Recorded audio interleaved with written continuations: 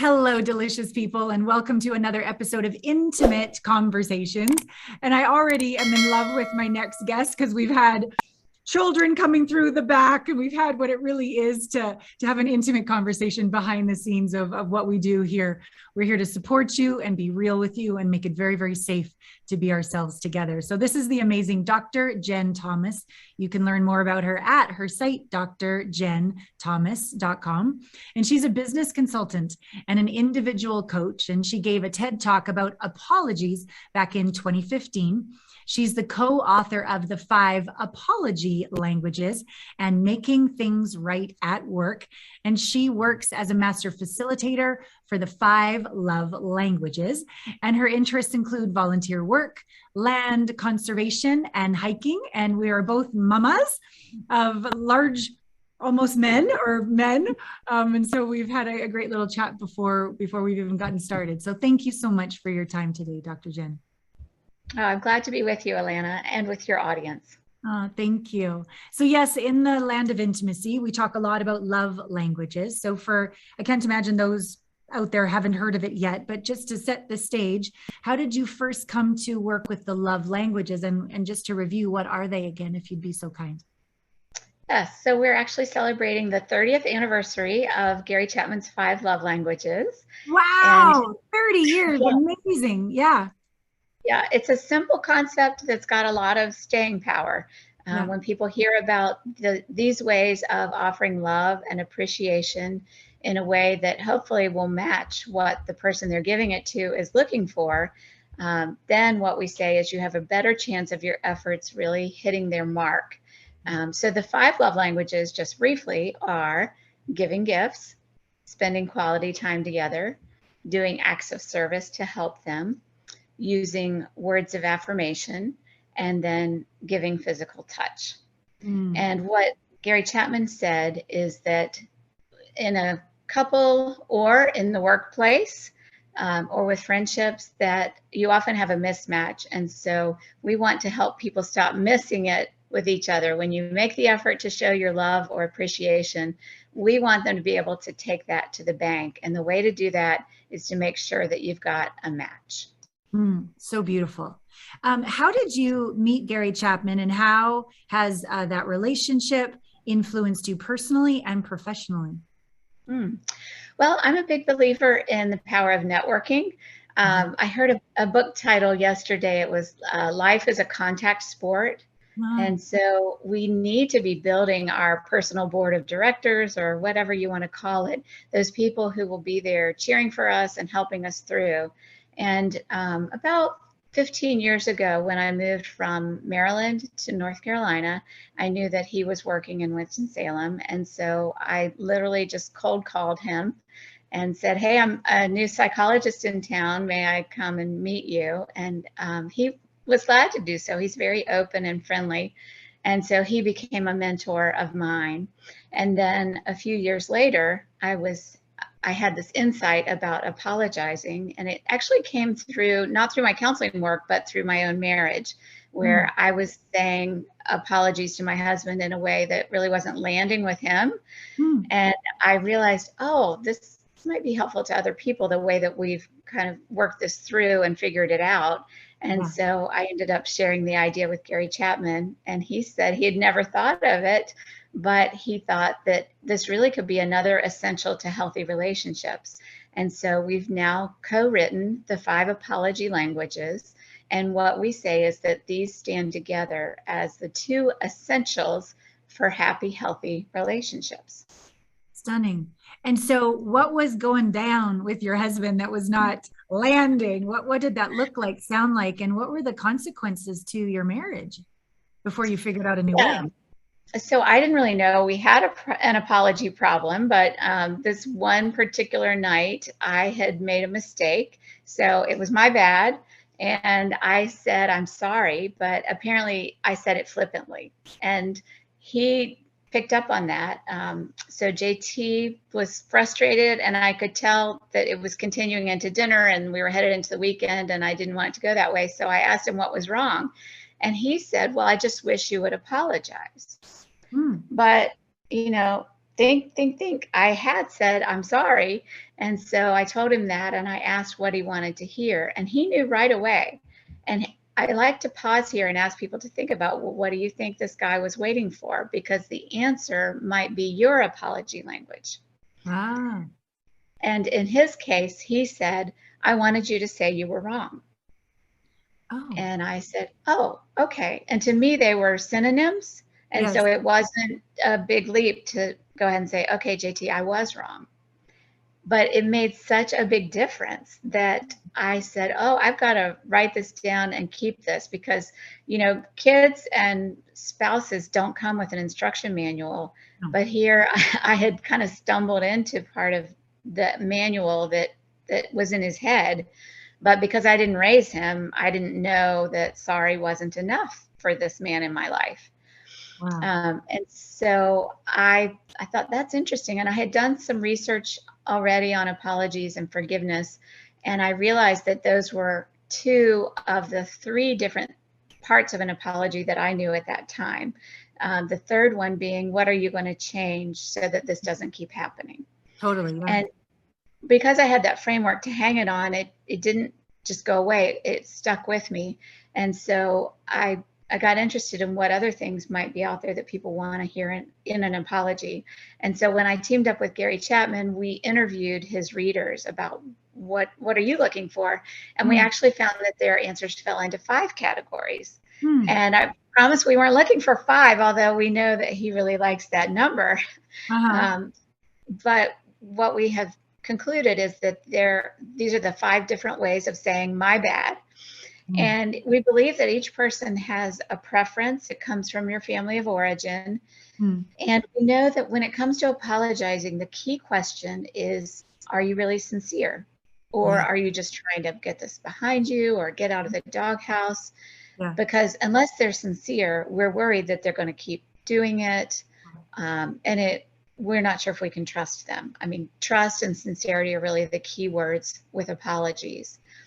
And so once we figured out that these are the 5 things people are looking for, then we wrote the 5 apology languages that explains how, just as with the love languages, you need to match what you're saying or doing to what they're waiting for. We found it's the same way with apologies, that all too often people will say that reflexive thing you say. For many of us, it's I'm sorry. And then you check it off and move on. But the problem is that the other person is waiting and thinking, and give me something else here. Right. And it's hard to be that one left kind of holding the bag and getting a semi-apology or a bad apology or a non-apology. Like if you say but after your apology, then you've erased what you just said. Totally. So our passion is to call out the bad apologies and teach people how to apologize in a way that will really show your sincerity. We do assume that people are sincere, and we show them how to stop making the mistakes that take that off the table and that make it sound like a non-apology. Right. Wonderful. So one of the styles is to say, I'm wrong. I'm sorry, I'm wrong. Yep, those are our first 2 apology languages. I'm sorry, and I was wrong. And those are really, I like to use the framework of past, present, and future. So those 2 are both about the past. You're talking about the offense, and we advise people to be very specific. So don't say, I'm sorry for what happened. Don't even say, I'm sorry for what I did. Name what you did. And if you were late, say how many minutes late you were, because it's part of that accountability and showing that you're not trying to cover it up. And then our third apology language it comes out of the AA literature. It's making amends. And that's where you take actions to make the person whole again. And this is in the present. I want to bring you back in the present to as good a condition as you were in the past before I messed it up. And then for our next 2, we're moving towards the future. And I already alluded to one of them, which is how are you going to change things so that we don't wind up in this bad spot again? Because most of us are patient to a degree, but if you keep doing it, I'm going to run out of patience. And then our 5th apology language is actually a question. And that is, will you please forgive me? And we found that it's a small percentage of people who really want to hear that question. But for that group, it can be challenging because they may go through life feeling like, oh gosh, other people are more forgiving, or I've been called unforgiving, when they're really not. They're just waiting for a question that maybe their parent or their teacher required them to ask that other people weren't expected to ask. And so it's not in their apology script. Mm-hmm. Mm-hmm. And then looking at all 5 apology languages, you may have noticed that they're kind of like steps to a complete apology. So we encourage people to use all 5, especially if you're apologizing to a group, because different people in the group will want to hear different things. Right. And if you use all 5, you can have a level of confidence that you've covered all of the bases. Yes. And then where does your primary apology language fit in? What we say is, if you're going to shorten your apology and just use 1 or 2, which is fine if it's not something that's serious or it's not something that's repeated, then be sure that you don't leave out the 1 or 2 that are most important to the person who's going to be receiving your apology. Right, right. So what happened to your husband when you said, I'm sorry, I'm wrong? What, like his body, his demeanor, your communication, trust, love making, like, I don't know, everything. How did it change? Yeah. Well, the intimacy in the moment came right back. It was like there was a barrier between us while we were in this conflict. Yes. And then as soon as I shifted or translated, I'm sorry, to I was wrong, the way I describe it was like the tension just went out of the room, like it would go out of a balloon. And his mood was better. For me, it usually takes something more like music can shift my mood like that. Yeah. It was almost as if I had turned on music, jazz or love music or something, and he was ready to shift, and we were able to go on with our evening and talk about our day, and all was forgiven. Wow. And so it was like he had magic words that I didn't know because he had never shared them with me. Yeah. And so what we're encouraging people to do is to get with the people who you see and work with on a daily basis and ask them a couple of simple questions. One is, when you hear a good apology, what is included? And the second is the opposite. When you hear a terrible apology, what's missing? Right. And chances are that their answers will let you know what their apology language is. And then if you like paper and pencil tests, we have created a free apology language profile that people can find at drjenthomas.com. Stunning, stunning. I'm taking all my notes here, Dr. Jen. I am wrong and I was wrong. That's different. Like the I am wrong can, to me, loop somebody down into shame. Like I myself am wrongness itself, but I was wrong is more of a behavioral, like I'm still a good person, but my behavior was wrong. And I'm here to clean it up and make up for the damage done. What is the exact languaging you say around the wrong, when you use the word wrong? For both, well, I am sorry is present, and I was wrong is past. Right. And it's interesting that you bring up the point of wrongness, because when we talk about why do some people have so much trouble with apologizing, what we recognize is that people who have trouble swallowing their pride and apologizing may have gotten the message in childhood, not you did something wrong, but you are wrong, or you're a bad kid. And so they learn to cover up their mistakes. And so as adults, the challenge is to be able to learn it's not that you are a bad person, but you did make a mistake. And people will actually respect you more if you can acknowledge that and not use the qualifiers like the buts and then the ifs and the ands, just owning it. And I do have a word picture for this. I'll tell you, actually, when JT was young, one time he was building model airplanes and you use this special glue, and he didn't realize that some of the glue had gotten on the carpet near his bookshelf. And so when he discovered the dried glue, he had to decide, oh, do I tell someone or do I cover it up? And I think we do this quick calculus in our head and we try to figure out, is that person going to be forgiving? And in his mind, the answer was no, because his primary caregiver was someone who couldn't stand for things to be wasted or ruined, more like the hoarder type. Yeah. And so he took the bookshelf that was right next to the dried glue and he just scooted it over. Yeah. Yeah. And went right on with his life. And it was not a problem. That was his way of dealing with it, and quite successfully in that example. But the problem is when we grow up and we keep trying to scoot the bookshelf over, instead of saying, hey, I've got a problem here. I'd like to make it right. Can we work on this? Can you help me through this? Wow. This is a beautiful example.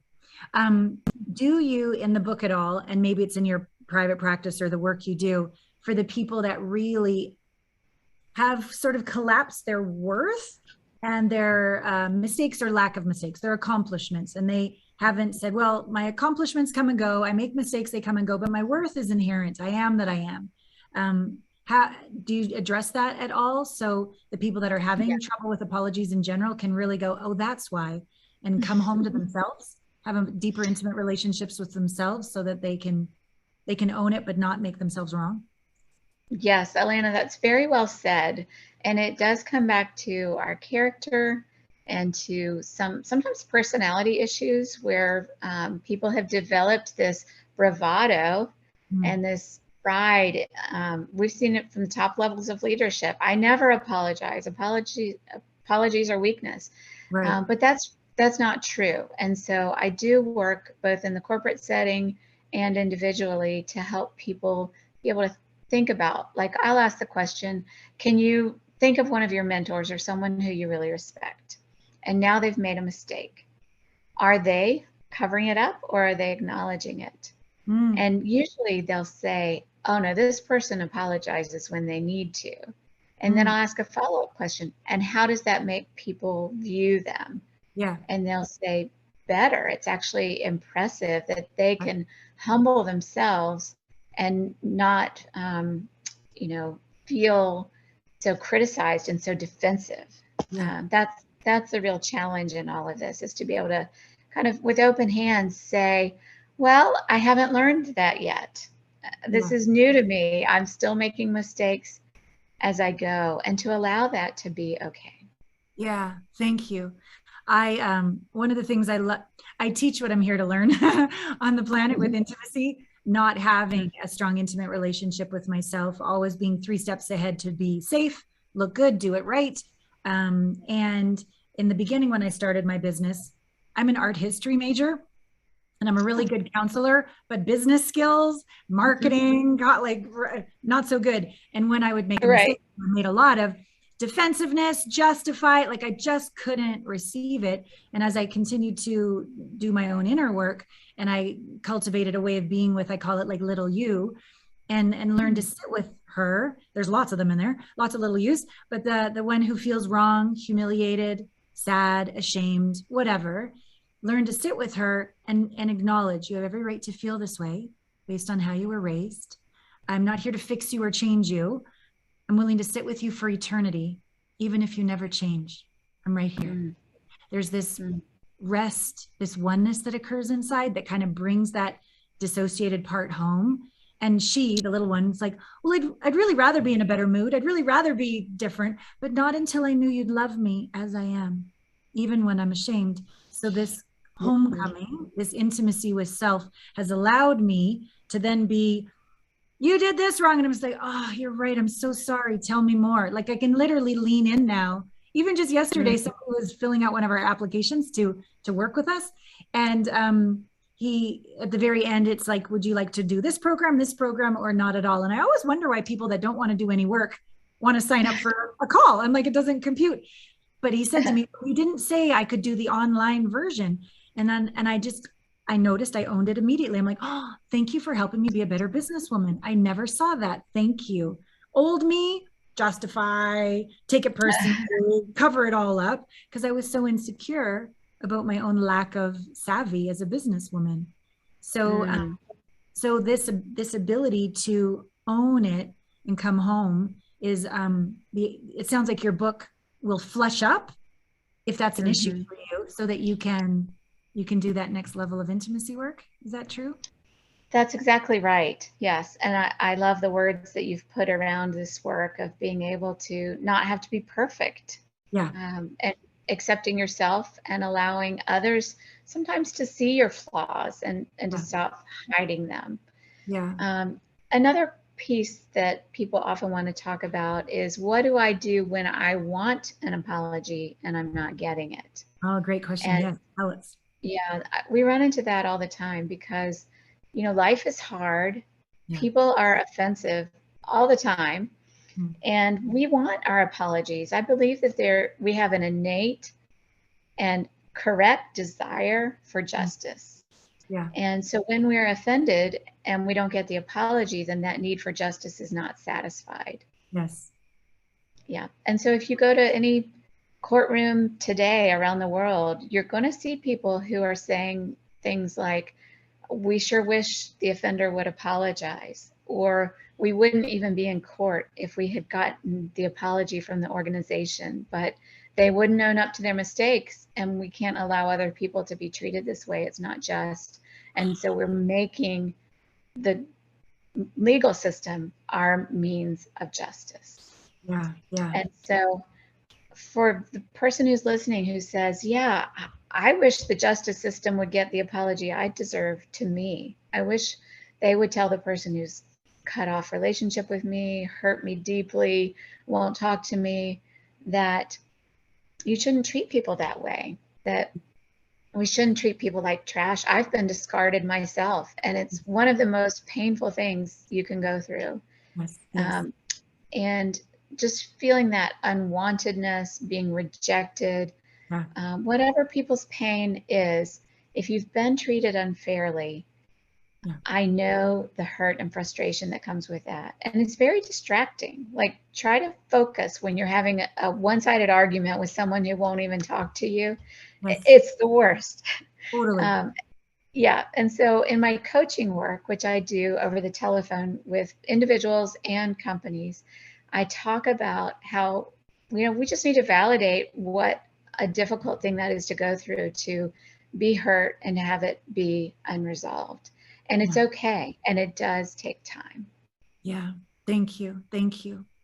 I often do like a role play with the clients that come to me. They've often been treated unfairly, not had an apology, been cheated on, used, etc. And they're afraid to open their heart again to love and to trust again, as you were saying earlier. They never got that sincere apology. And another way I can support them is I pretend I'm the person, and I just get them to close their eyes, and I ask, what is it that you need to hear? And I speak on behalf of that person. Sometimes the person can even be dead. And I can speak on behalf. And if you're willing to receive it, some part of you gets resolved. Have you ever done any of that sort of role playing with people not everybody's going to read your book and apologize. I wish they would, but yes, I love that approach. In graduate school, they called that kind of hearing back from the other person who's not there a Gestalt technique. Yeah. And it's very powerful. I love for people to do that. We have a chapter at the end of the book where we talk about forgiving yourself. And it does include a Gestalt technique where you write out or say what your offense was that you're not forgiving yourself for, and then wait for words of forgiveness, either from your higher power or from your inner child or your adult self, and write that out as well, so that you can go back and reread it and enjoy those words of forgiveness and release and healing. I love that you're bringing this up, because I'm a geek. I'm an artist. I'm all these different energies, but I love to interview the quantum physicists. That I am you, you are me, we are one. Like, everything's a holographic projection of what's going on the inside. And as fun as it is to blame others or be a victim or what have you, if I can take on the point of view that they are me, and where am I being that same way that's pissing me off over there to myself, and own that and truly give myself a break, stop criticizing myself, have compassion for myself, just like I want them to have compassion for me, but I'm not willing to give it to myself. And yet I'm expecting them to. That also quite often will resolve the external situation, because I'm not at battle with myself. and that same battle energy isn't being projected on the outside. Very good. Yeah, thank you. How do you like to be apologized to, Dr. Jen? Well, I'm not as picky as my husband. I'll take any of the five. Yeah. One time, I'll tell you, I gave this seminar to a corporate group, and by lunch break, they said, "That's a lot of steps. I don't know if I can remember all five of those. Here's what I'm going to do, dude. When I need to apologize to you, I'm just going to say, I 1 to 5 you. And you'll know that it means all of it." So I'll take any of them, but I don't want it to be the non-apology where you erase what you said. With a but. Yes, the buts. And sometimes people are curious about how should you teach kids to apologize. I could talk about what I'm teaching my own, which I guess is a reflection of what I want to receive, right? So my kids are now, one just finished college, one in college, and one in high school. But when they were younger, we used a method of parenting where we said we need to only pick winnable battles. So I can't require them to say something because I can't make them do it. Yeah. It's not winnable, right? But the sign language for I'm sorry is taking your fist and rubbing it over your heart. And that is a winnable battle. Like I could say to them, you've offended me or you've offended your sibling. You need to make it right. You need to apologize. Are you going to say the words or are we going to do it with sign language? And so they had that choice. And when they were small, I loved using sign language with them. It cut way down on the whining and the fussing. And then I would be able to take their hand and rub it in a circle. And then it was done. We could move on and not have some protracted power struggle. Then when they got a little older and they were in timeout, or now we're more likely to take the car keys away from them or something, or take their device away, what do we need to go through in order for them to get their privileges back? I use a simple, what did you do wrong? And why was it wrong, or what's wrong about that? So what rule did you break? And then what principle got violated when you broke that rule? Oh, nice. So I actually don't make my poor kids run through all five. That would be too much. After all, since I wrote the book on apologies, right? They're like, Mom. Yeah. Here's an example of how that worked when my daughter was like 8, maybe. She yelled at either me or her brother, "You're stupid." And then she lost her privileges. So to get out of that consequence, she needed to say, "I apologize for calling you stupid, and I shouldn't do that, or you gave me a consequence for that because it's disrespectful." Right. Violated the value of respect in our family. The principle, yes. Now, again, trying to give them ways to navigate this while not being too controlling and while giving alternatives. Here's an alternative that I would give them. I said, if you don't feel like saying this to me, because sometimes you need to let them save face a little bit. I would say you can write it out, and you can even slip it under my door. And then if it's acceptable, I'll slip your phone back to you. And I got some great apologies for my files that way. It was kind of a winner for me because they were funny, and too often funny bad. Like I remember one time my son's apology, he was about 10, was this was again about rude words. "Mom, I'm sorry. I told you you were dumb." And then it said, "But," so we know, something not good is coming. He said, "But you should know people don't mean everything they say." Oh. So it's my fault for thinking he meant it and putting him in timeout, basically. Oh, hysterical. Oh, so beautiful. 2 last questions. First, ho'oponopono. What is it? Please forgive me. I'm sorry. Thank you. I love you. All of those prayers. What are your thoughts on ho'oponopono when it comes to the 5 apology languages? I think it fits in perfectly. I really love anything that gets people making those barriers between us go away. And where we acknowledge, I've offended you, I've disappointed you, and I want to bring more love into the world. And that really comes back to our two essentials, where what we say is people need to feel loved and appreciated, but that's not enough. You've also got to be able to deal with the hard stuff and clear out those obstacles. I picture them like construction barriers that grow between us, and they become enormous walls. We've got to be doing the work of clearing those out so that our appreciation and love can flourish. Beautiful. And so lastly, when it comes to these walls, these construction barriers, across the board, the biggest consequence of heartbreak that people come to me, they said, is that I just don't trust anymore. I just don't trust anymore. And their words are, I don't trust them. But my sense is they don't trust themselves. And yes, they would sure appreciate an apology from that person that cheated on them or whatever happened. But it's almost like an apology to self. You didn't speak up. You didn't stand up. You didn't see that red flag. You said yes when you meant no. It's really a violation of self at the core of it, a lack of forgiveness of self. So if we were to support viewers and listeners with learning to trust again, I sense it's about trusting self again, forgiving self and trusting self again, which then leads, because as we said, we can't control our kids, we can't control another, we can't control anyone. What are your thoughts about restoring the capacity to feel like I can trust in love? Yes. Well, you're right on with what you said. And the other thing that I would add that I see in this is the fear of trusting others because other people might hurt us in the same way. Right. So I've experienced that. Most of my hurts have been with friendships, luckily not so much with family. But I found after one friend really rejected and burned me that I wanted to go to my other closest friends and somehow create boundaries or guardrails that made it feel safe.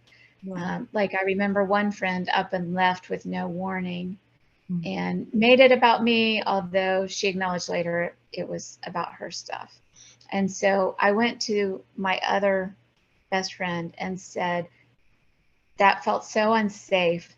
Can you make a promise to me that you won't ever leave me without giving me a chance to talk it through with you and for us to negotiate and change what needs to change? And she said yes. And that gave me the security that if I haven't gotten my probation notice, she's not going to up and leave in the middle of the night. Nice. So you were able to confidently, bravely, courageously ask for what you needed, but you still can't control her either. Right. So to me, when people say, I just don't want to get hurt again, I'm like, well, welcome to life. Life is fair, never has been, never will be. And you're going to get hurt. That's part of life. And so to try to never open your heart again or never trust again so you can guarantee you'll never be hurt is, to me, insanity or living in a fantasy. How do you support people in building that sense of you can speak up, you can ask for agreements, you can put things into place to create that sense of safety with another, and you still can't control life or other people. And there's a sense of, and the gift of being let down, being rejected is the gift of resilience and grit and bravery. How could we ever be brave if we were never, quote unquote, a coward at the beginning of that situation? So how do you help people develop that sense of resilience and grit and that maybe bravery, like maturity, that life is going to be tough sometimes? Yes. So some of the inner work that I do with people is to talk about, well, what's the worst thing that can happen? If you do trust others and if they disappoint you, you're back to just yourself. Right. And hey, you're pretty great from what I can see. Yeah. So, how much do you really have on the line? How much can they really hurt you? Because they may act like it would be a fatal blow, but when you ask, really, what can they take from you? And we realize all that we have left. We have our self-esteem, we have our loved ones, we have our intelligence, our gifts, our generosity, our gratitude, our education. Those can never be taken from us. And so, as you say, life is hard, life is scary, but we can move with the confidence that they cannot do us irreparable harm. Yeah, thank you. Yeah, that comes back to the way I talk to little you, that we may be rejected, but I'll never reject you, little one. Or they may not Right. appreciate us, but I appreciate you, little one. And Mhm. like having my own back so that I Yeah, can feel the strength in my vulnerability and receptivity of life. Not that I'm anywhere near perfect, but it's given me a lot more joy to be good. unapologetic, express, reach out. And if I need I often joke, but it's not really a joke. I'm like, I need a hot bath and a tequila shot. That's what I'm doing tonight. I'll take, I'll take care of That's myself. right. I'll show up again Yes. tomorrow. Yeah. Yeah. Well, And I agree that that is resilience, those coping skills and having that go-to thing, whether it's a walk or a drink or a hot tub, it all helps us to just keep putting one foot in front of each other. totally. I agree. I agree. Well, I'm so delighted you took the time to be with us. Thank you. I want everyone to go to drjenthomas.com for your book.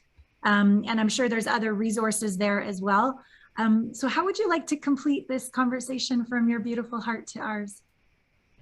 Well, I would like to go back to where we started, which is with the 5 love languages and with Mhm. talking about how we all just want to be loved and Yeah. appreciated. That's the thing. We want safety. I think we want community. I'm a community as well as a clinical psychologist. And so my hope as people listen to this is that they would feel like, okay, I have some tools to try to keep my relationships on track. And Yeah. I'm going to keep trying because there is such sweetness in being in happy, healthy, and loving relationships. And I thank you for shining a light on our topic and taking the time to focus on apology languages today. I hope that it will be really useful for people. It absolutely will. I'm so grateful for you. So please get her book, the 5 apology languages. And if you haven't got the 5 love languages yet, go for that as well. And thank you for the reminder about community. One of my favorite things I get to do are my group calls and the sense of family and safety and unapologetic expression. And it's safe to be a hot mess or celebrate more than you ever have. And it is very, very nourishing. So thank you. Thank you so much. Wonderful. And then Thank you. lastly, all of you viewers and listeners, please, there are so many nuggets in this. I'm sure some of them really touched your heart or inspired you into action. So be sure that you take an action when you're done listening to this or watching this so that your life has shifted. If you're a ship and you just change it slightly, you're going to literally end up in another country by the time you get there. So your life That's right. trajectory could literally have shifted today by your capacity to learn how to apologize to another, apologize to yourself, your beloved, your children. So thank you for being with us. All right, until next Thank time, you. all my love. Bye.